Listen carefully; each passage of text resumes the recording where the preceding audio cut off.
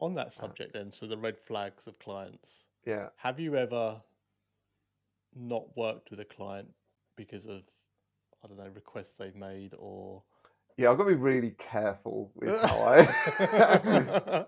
uh, if you'd yes. rather move on and I'll snip that out in the edit, then you let me know. No, I mean, so I've got.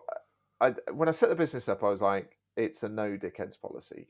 Yeah, Like, I spent years and years and years working with certain customers that I had to work with because they were the business's customers, yeah. and I And you had a didn't, boss. and I had a boss, and I Yeah, had revenue targets. Um, I I have cut reasonable amounts of revenue from human when I could have carried on working yeah. with a couple of clients, because I didn't feel we were aligned, should we say. How easy a decision was that? It's hard. I've got a Yeah, family to feed. yeah, Um, but actually, the second I made the decision, it was like, all the yeah, all the all the stress goes, but also you can then reflect and kind of go, well, I was spending a bunch of time worrying about these people, yeah, um, not enjoying the work, yeah, not making much money out of them because they're a nightmare to deal with, and all that's doing is that's freeing up time to go and get an awesome client to work with, and yeah, they always turn up. Like, like eventually you go, oh, cool. Well, if I wouldn't have been able to take this client on had I been working with this dickhead, yeah, yeah, yeah. so it always works out. Um, but yeah, it's something that, yeah, if it's not right, you do it. I do it in a really respectful way, and I don't burn bridges.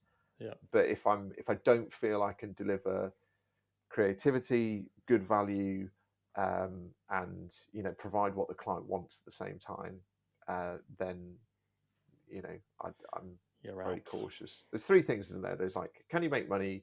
Do you get creative freedom? And do you like the person Yeah. or the people? And you have to have at least two out of those three.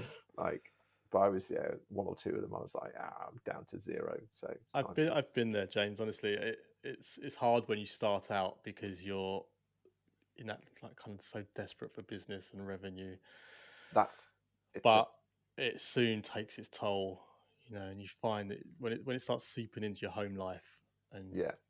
you know it's just not Had worth it it. been in the first 6 months of running the business, Yeah, like, I wouldn't have been in a privileged place. But I've purposely set it up. I don't pay myself a stupid amount of money.